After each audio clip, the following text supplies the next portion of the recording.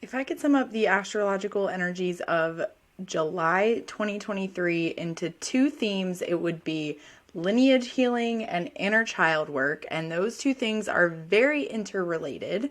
So we're going to jump into why and, of course, yoga practices and journal prompts to actually work with those themes in your life throughout the course of this episode. So first, I'd like to extend you a very warm welcome to the Horoscopes podcast. I'm your host, Rosemary Holbrook, and a Horoscope is yoga practices for yogis, or for the astrological yoga practices for yogis.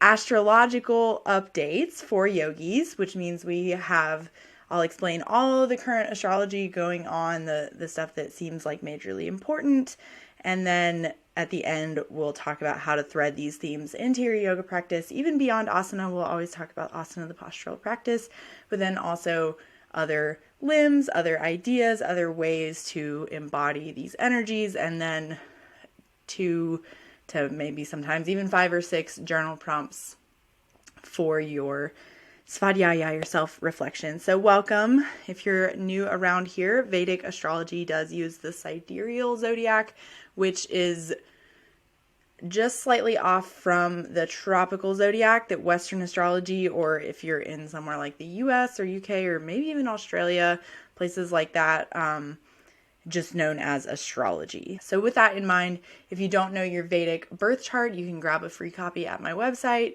yogiscopes.com/chart, and there you can also get a copy of the birth chart decoder, because that will help you understand what you're looking at, because most of the time when people first look at their birth chart, myself included, when I first saw a Vedic chart, I was like, what is this nonsense? What am I even looking at? So that's why I made the decoder, to help you understand and sort of follow along with the podcast. So with that in mind, everything happening this month is mostly around the signs of Cancer and Leo, which is again why the birth chart decoder might be helpful, because I'll be saying things like you'll want to know where these signs are in your birth chart, like what houses they're in, so that you can know a little bit more specifically for yourself what it means. But let's get into what this stuff means on a collective level. So just reminder about the flow of these monthly Outlook episodes. I will tell you the dates of all the astrological events that I think you should be aware of. And that's just because some people like to write them down. Some people like to have them ahead of time. I do also make a planner where you can get the whole rest of the year of dates ahead of time. But also you might notice shifts start to happen. So it's important that if I'm telling you what the energies are, you know when they're going to start or end, which is why I tell you the dates. So just if that ever feels boring to sit and listen to me just rattle off some dates, there's an important reason why. And then after we talk about the dates, we'll talk about what that all means. So just don't get too bored listening to the dates. We'll talk about what it means, the overall energies, what it's a good month for, a bad month for, and of course, yoga practices and journal prompts to work with the astrological energies of this month of July 2023. So first of all, the first sort of major thing happening is the full moon in Sagittarius on Monday, July 3rd. We'll have a separate episode all about the full moon, because I always just cover new and full moons on their own. And then after that, on Thursday, July 6th, Venus will enter Leo. And then on Saturday, July 8th, right after that, Mercury will enter Cancer. On July 16th, which is a Sunday, the Sun will enter Cancer.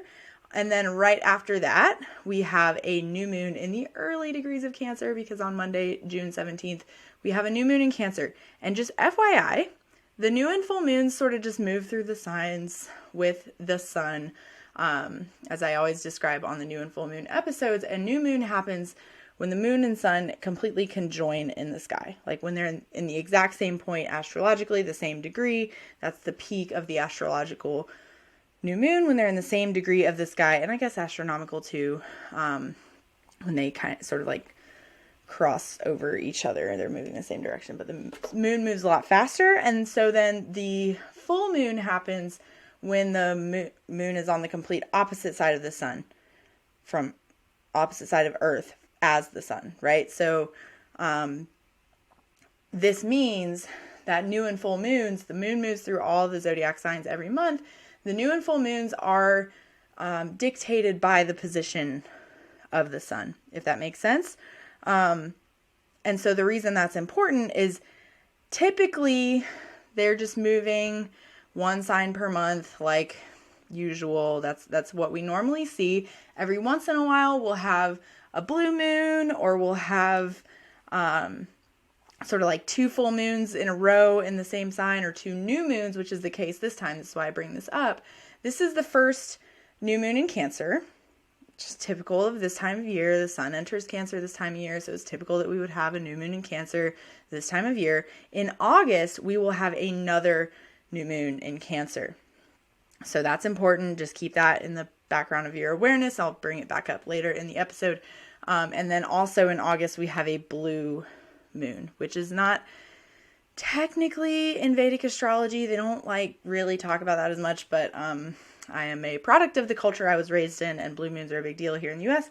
So, and that just means 2 full moons in a calendar month. So in August, and of course we'll talk about this more as we get to August, but it's important because we're setting the stage for some of that stuff now. So that's why it's important to know about it now. We'll have another new moon in Cancer, and then we'll have 2 full moons in the month of August. So, and then I'll talk about the Vedic astrology of that in a moment too. And then anyway, so after the new moon in Cancer, the next thing happening is Venus will go retrograde in Leo on Saturday, July 22nd. And then on Monday, July 24th, Mercury enters Leo. So if you notice, all the things happening this month, Venus moves to Leo, Venus goes retrograde in Leo. We're having the sun move into Cancer. Mercury will also move into Cancer and Leo both this month. So everything happening this month, aside from that full moon in Sagittarius, which I'll cover separately in its own episode, everything is happening around the signs of Cancer and Leo. And so again, that's also like typical for this time of year. That's, I mean, like the sun and like I just mentioned, the new and full moons are based on the sun, based on the position of the sun. Because other than that, the moon just moves through all 12 zodiac signs every month. And then the sun, roughly Venus, and Mercury more or less move through the signs just like that about once a month. That's typical.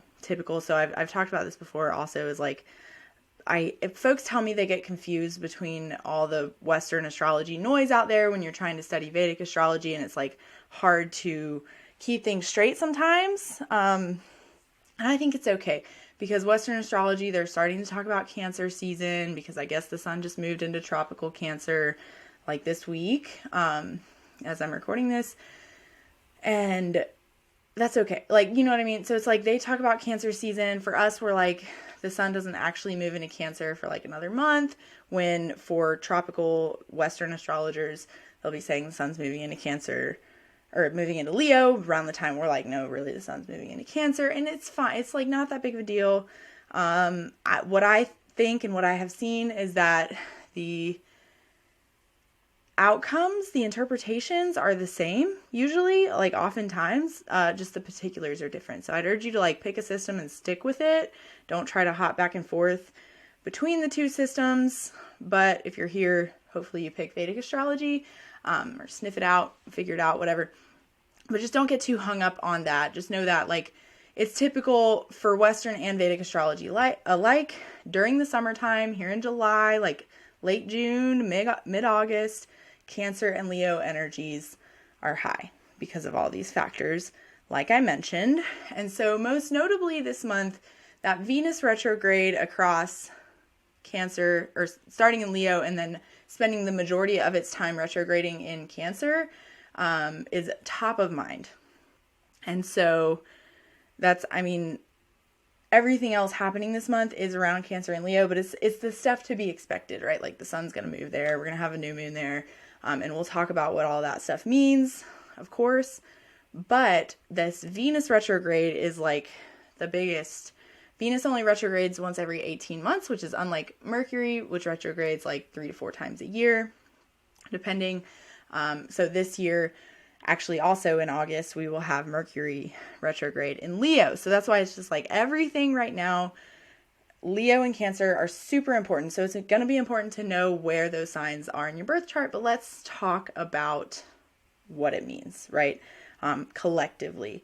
So Leo, especially Magha, the first nakshatra of Leo, Magha, has this connection to lineage. Like I mentioned, if I could sum up the entire theme of the whole month of July in two themes, it would be lineage healing and inner child work. And so let's talk about why the lineage healing piece comes from this action around Leo, because Leo, the lion, as you may know, the lion's like the king of the jungle.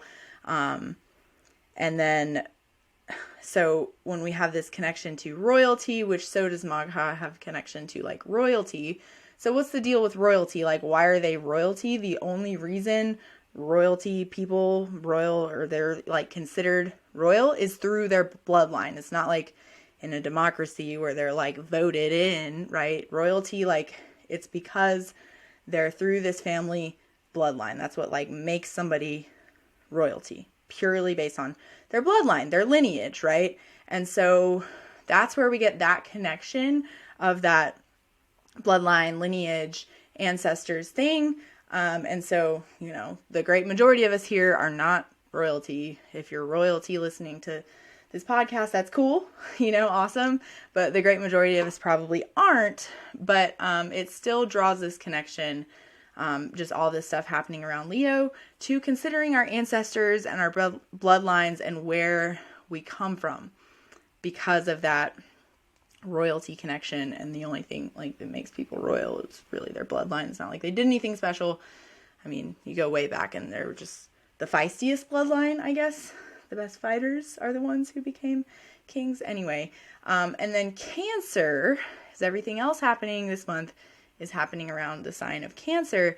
Cancer is the natural fourth house, which means it has connections. And so on its own too, it has connections to your inner sense of home, the mother, emotions and boundaries, and how your boundaries impact your emotions, because good boundaries can lead to more positive emotions more times. Poor boundaries or lack of boundaries or overly rigid boundaries can lead to more negative emotional outcome states like resentment or loneliness or whatever. So these kind of things are being brought by Cancer. And so it's all about emotions and boundaries, but then specifically, especially with the Venus retrograde, it'll be bringing up themes of like, how did your relationship with your mother or like the way you were raised impact. So that's also that lineage healing piece, impact how you show up. So this is all like, it's hard to separate for me. Like I'm trying to say like, this is coming from Cancer and this is coming from Leo. But really it's all related, because if we consider, you know, that motherly instinct and the lineage, and then Leo also being the fifth sign has connections to children. So not just your lineage and bloodline above you, your ancestors, but also your progeny, your children, if you have them, or, you know, so it's just all related. This idea of like generational trauma, generational healing, and how that stuff shows up in how you show up. Because also Leo is considered often, like I think the most common stereotype we hear about Leo, at least in like the memes and the Western astrology world, is like that Leos are very like flashy and showy and kind of stand in their power well, like you like kingly, right? Or, you know, like as you would expect somebody who is royalty to do, you would expect them to be like proud like a lion, I guess, right? So all that stuff is related, if that makes sense. Like how you were parented, your lineages, culture will impact how you show up in the world, right? So that's like top of mind this month because of all of this Cancer energy, Leo energy, and especially this Venus retrograde in Leo, which I will cover more in depth on its own episode.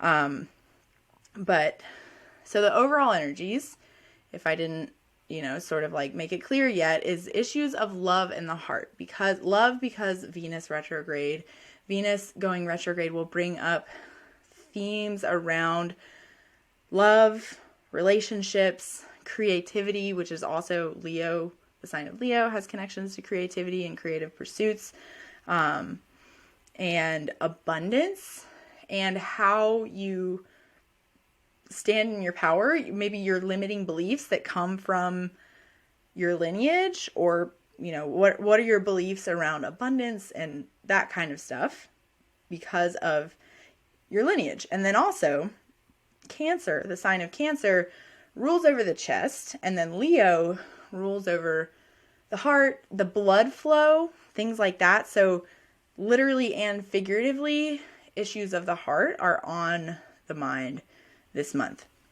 And then also another big prominent overall energy is self-care and nurturing yourself and others. So this month is a really good time to sort of like slow down because of all this retrograde energy we have going on, which was just maybe not the second to most recent episode before this one, was all about the many retrogrades that we have going on between June and like September are the main sort of like peak of them. So in July we'll be in the thick of retrograde season, which is also common for this time of year. I described all of that separately on that episode, but this big slowdown of energy is coming from the retrogrades, Venus retrograde being one of them.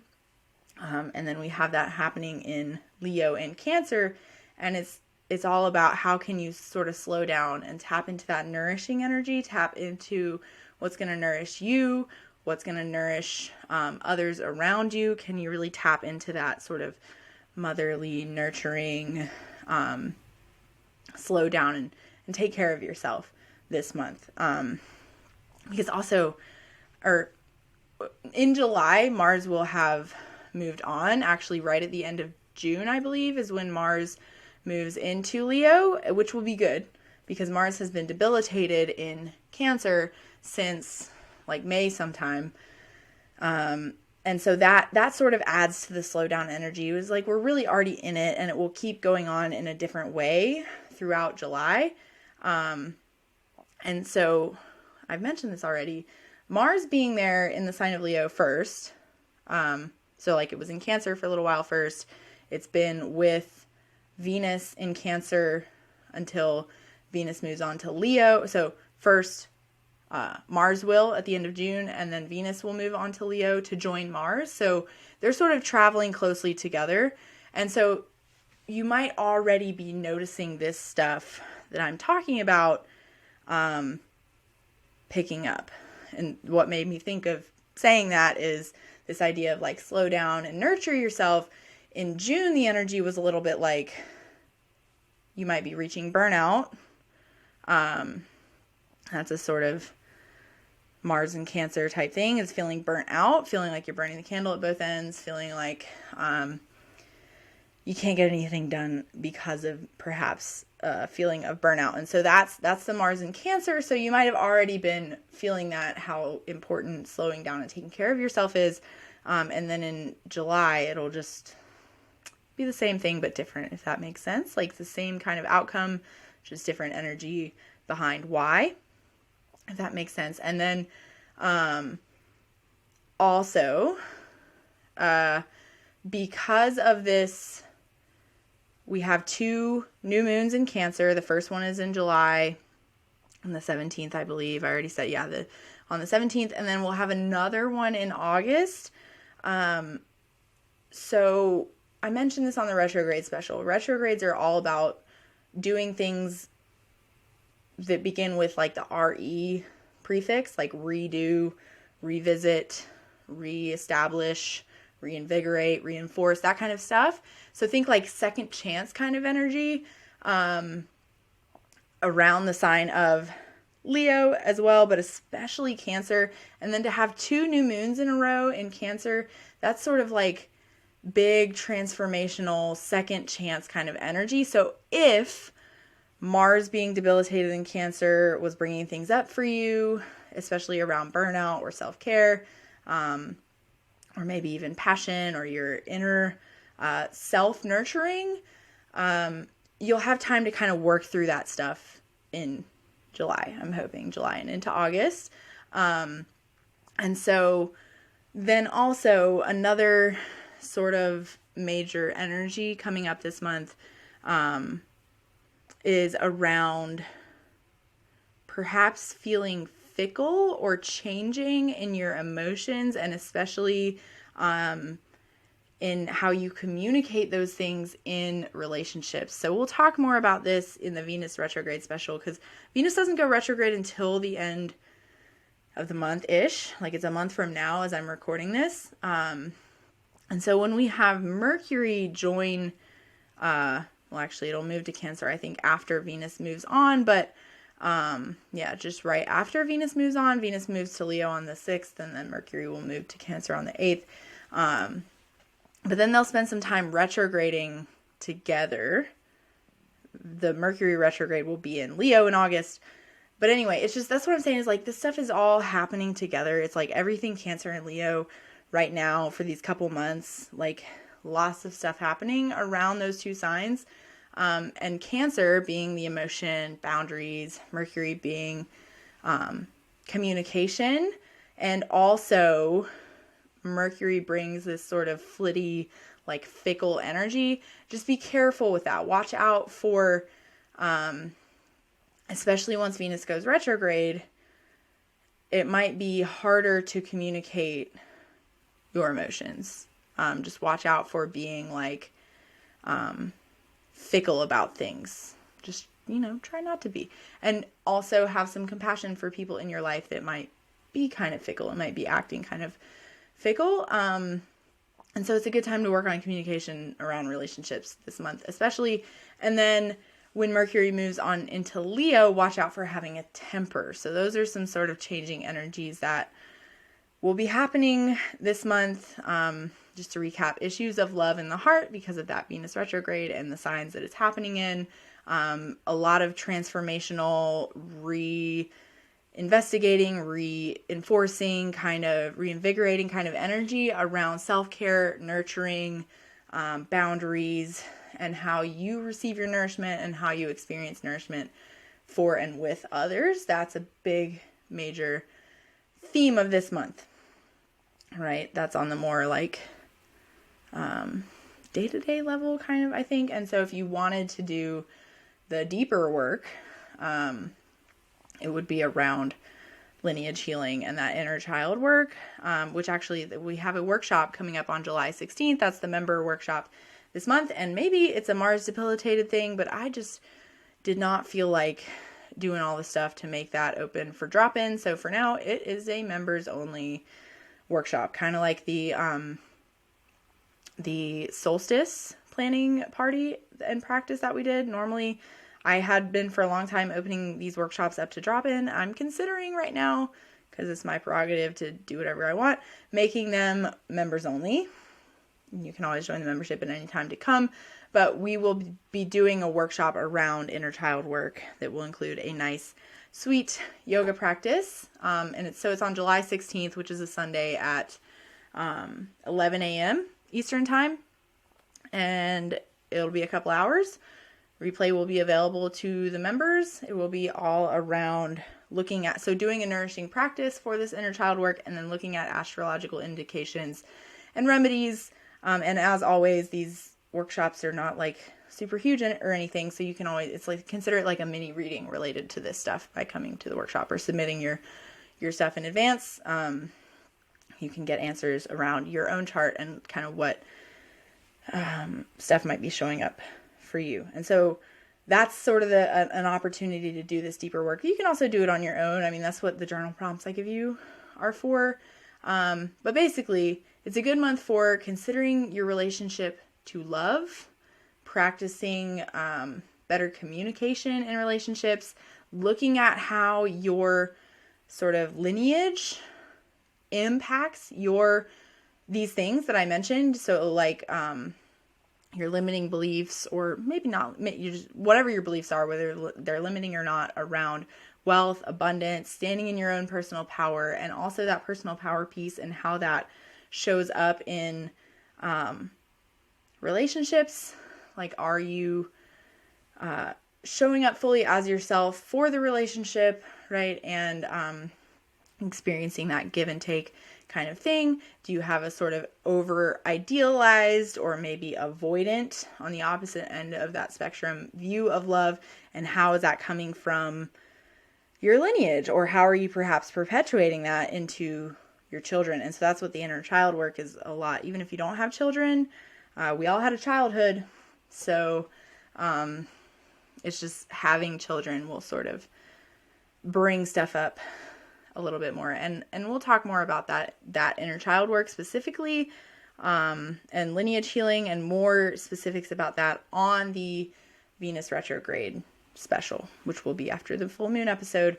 We'll talk more nitty gritty about those kind of things, but maybe you already have some idea. Maybe you already want to start looking into it. And then another thing it's a good month for is slowing down because of all these retrogrades, to take time for nourishing yourself and others. So it's a bad month for being idealistic rather than practical when it comes to love. So especially Venus in Leo and Venus retrograde in Leo might cause or bring temptation to, like, especially once Mercury's there, like, start problems around some, like, over-idealized notion in your relationship, if that makes sense. If you're like, I don't know. It's just the way I would say to combat that is, like, gratitude for your partner and for what y'all have, or, you know, so that's like if you're in partnership, but then if you're not in partnership, watch out for, like, if you're, like, in the dating scene looking for a partner, being kind of like holding somebody to a higher standard than is realistic, and having that as a reason to, like, not partner with this person, or whatever, you know. So that's what I meant, like, that noticing, considering your balance between, are you over idealistic about love, or are you kind of avoidant of love? Like, I mean, so yeah, those things could, like, kind of go together, like avoiding relationships because we're looking for a fairy tale kind of thing, if that makes sense. The Venus retrograde in Leo will bring that up. It's also, especially during the Venus retrograde, a bad time for any kind of, if you bring up issues in your relationship, to have this idea of you versus your partner rather than you both versus the problem. And so that's something we hear a lot. Like, I don't know, I hear that a lot, maybe because I'm married, and so I, like, pay attention to, like, how to have a good marriage type stuff. And so that's something that gets said a lot in those circles, is, like, it's not you versus your partner, it's you both versus whatever the issue is. And so that's just something I would urge you, especially when Mercury is retrograde. But that's not until August, but it's important now because the issues might already be being brought up, and then we'll see over July and August. Actually, for many of you that I've talked to, they definitely are, like, the issues are starting to surface, and how these retrogrades, especially Venus and Mercury, and as the planets shift through Cancer and Leo, where Venus and Mercury will retrograde, is when it will sort of play out. So that's why it's important to know about this stuff now, right? And so just be mindful of when you do go to bring up issues, maybe not even just to your romantic partners, but, like, anybody, like anything when you're in a relationship with another human being, and you have, like, a grievance to air, can you approach it from a means of communication that is not attacking the person, but pointing out the problem with a sense of openness and curiosity? And so we'll talk more about that on the Venus retrograde special, and especially that kind of thing in the inner child workshop. And then also it's a bad month for sudden changes in relationship, because Venus retrograde it has a tendency to do that. It can heighten the energy around love and stuff, which can make people either want to suddenly, like, elope and get married, or suddenly break up, or suddenly start thinking that, like, an ex is looking real nice right now, when you know good and darn well from a logical place that there's a reason that relationship didn't work out, right? That kind of things. So it's okay to sometimes suddenly change your relationship status. Like maybe you and your partner have been talking about getting married or something for a long time, or you've been actually thinking, like you're in a relationship where you like know it's like been over. Like I know those relationships exist where you're like, it's like been over, but we're just staying in it because it's comfortable. So if that's the case, this retrograde giving you this sort of like oomph and the energy to make that change, that's fine. But if everything's been going swimmingly and all of a sudden something comes up and you're like, ooh, we better break up, maybe don't do that during the retrograde, if that makes sense, that distinction.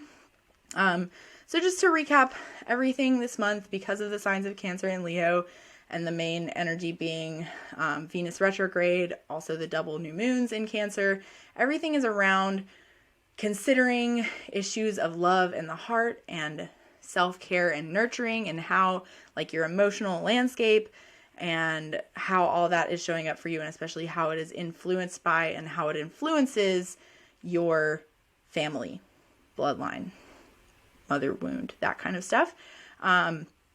And so it's a good month for practicing better communication in relationships, doing that inner child work, doing work around wealth and abundance and standing in your power. And especially we'll talk about that probably more when it comes to the new moon in Leo. That's not for a couple months because we have 2 in Cancer. So your yoga practices to work with all of this energy is heart opening and heart lifting. So think back bends, right? Especially creating that sense of lift, which is actually what we worked with a lot in the summer solstice yoga practice, right? So if you join the membership, you can have the replay of that too, the summer solstice yoga practice, along with the more in-depth look at Q3 astrology and some goal setting exercises. Check in about how Q2, since the spring equinox in March, has been going. So there's a practice for that in the membership, but I'm sure you know you can do a practice around heart opening, heart lifting, and back bends. And then also getting your blood pumping is actually good right now to work with it, like especially with Leo energy. Leo, like the heart and the circulation of blood, Leo rules over like the blood. So yeah, can you get your blood flowing? Whether that's by taking a walk or by a more vigorous asana practice, sort of leaning into the pitta energies of right now. And then also Leela, sacred play. Is there a way that in your, especially in your asana practice, but maybe even off the mat and in your life, can you find a childlike sense of wonder and curiosity? And so that's actually one of those things that, like with the inner child work, if that feels hard for you to be playful, to spark that curiosity, then inner child work may be a good thing for you to do, because we want to be able to tap into that sense of play and that sense of wonder within ourselves. So for example, like a way to do that on your mat would be like worrying less about alignment and like exploring a little more, like what happens when I do this, right? And just having a sense of curiosity about it. So then that also, can you bring that into your relationships? Like I mentioned with that, if you have a grievance, instead of saying like, here's my problem and here's what I want you to do to fix it, right? Can you be like, I'm experiencing this and it's like kind of new to me or whatever. And I'm wondering like what we can do about it. Bring that sense of curiosity in on your mat and then also off your mat this month. So your journal prompts, number 1, what does home mean to you? And how does it contribute to your sense of security and emotional well-being? So is there sort of like stuff around what is home? I actually often hear people who are like adults say that they no longer experience a sense of home or like whatever. So can you tap into a sense of inner home and inner well-being if that feels hard? Again, that inner child workshop could be helpful for you specifically. And then related to that, how can you create more loving and harmonious environment for yourself and your loved ones, whether that's in the home itself or just in general in your relationships? How can you create more harmony and a deeper sense of of emotional harmony within yourself. And then second question is, how do you value yourself and your worth? So this has to do with all the Leo energy, especially Venus retrograding in Leo. How can you shift any limiting beliefs or self-sabotaging patterns to allow greater abundance and joy to flow into your life? So with all that said, I hope you have a beautiful July. I hope you're able to find some nourishment this month. You can join us for that workshop if you want to have a special place carved out for some deep nourishment and tapping into this inner sense of peace and comfort. I would love to see you there. For now, the only way to join that workshop will be to join the membership, but maybe I'll make a drop in as it gets closer. Anyway, thanks for being here, and please remember to keep your feet on the ground, your head in the stars, and stay in the light. Until next time, friends, take care.